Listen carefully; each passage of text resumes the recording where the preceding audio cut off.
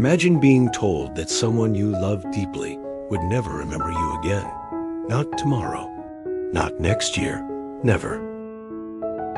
That was the quiet reality Aki had lived with for an entire year.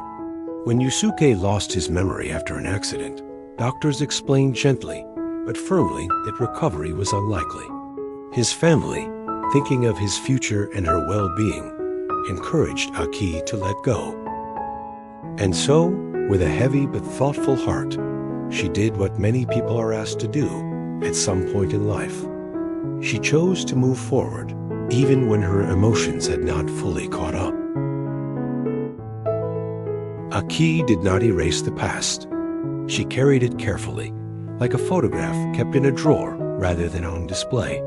Over time, she learned how to smile again, how to laugh without guilt, and how to accept that loving someone does not always mean staying. Gradually, someone new entered her life. With him, Aki found stability, not excitement born of uncertainty, but comfort rooted in trust. Soon, plans were made, invitations were discussed. A wedding date appeared on the calendar.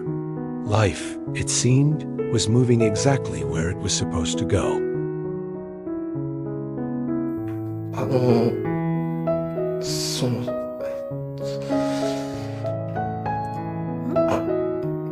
ごめん、大丈夫。なんでもない。気をつけて。うん。じゃあまたね。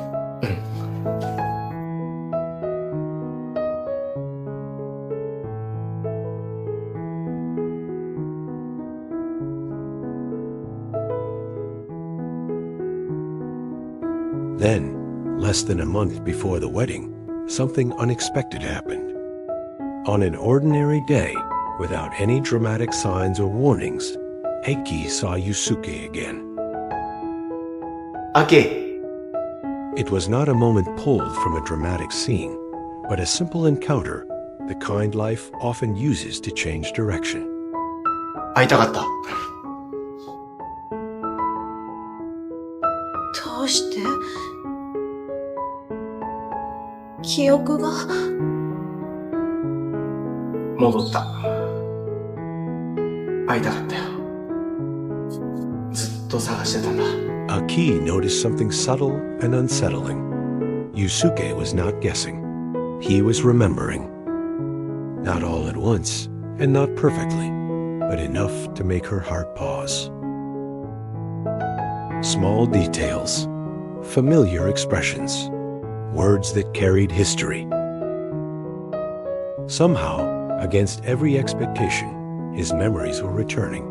For Aki, this was not a joyful miracle or a tragic twist. It was something far more complicated. She felt warmth, relief, sadness, and confusion, all at the same time. The past she had carefully placed behind her was now standing right in front of her, calm and real. That night, Aki did not panic. She did not rush to conclusions. Instead, she reflected. After much thought, Aki decided to meet Yusuke one more time. Not to reopen old wounds, but to close them properly. Not to reopen old wounds, but to close them properly. She wanted to speak with honesty, without blame or regret. She wanted to acknowledge what they once shared, while also honoring the life she had chosen since then.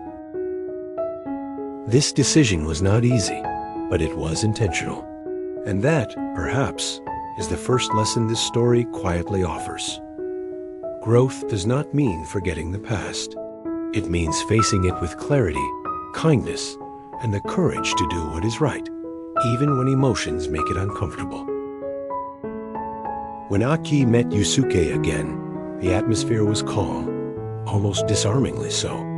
They sat across from each other, not as lovers trying to reclaim something lost, but as two people acknowledging a shared history that still mattered. Yusuke spoke carefully, choosing his words as if he were piecing together fragments of himself. For Aki, listening was both comforting and unsettling. She realized that the person in front of her was not fully the Yusuke she once knew, yet not entirely someone new either. His growth had happened in absence, shaped by confusion, recovery, and time. And hers had happened through acceptance and rebuilding. This realization grounded her. It reminded her that time does not simply pause when something breaks. Life continues, shaping everyone involved in different ways. As their conversation deepened, Yusuke shared something he had kept to himself for a long time. Before the accident, he had planned to propose. He had imagined a future that felt certain back then, one built on familiarity and shared dreams. With steady hands, he reached into his pocket and revealed the engagement ring. There was no dramatic gesture, no pressure, just an honest admission. これ The moment was emotional, but it remained respectful. 事故に遭った前の日に渡したかったんだけどさ、渡せなかったから。Aki felt tears well up, not because she wanted to return to the past, but because she finally understood the weight of what had been left unfinished. In that moment, she recognized something important about human relationships. Closure is not about erasing feelings. It is about understanding them well enough to make responsible choices.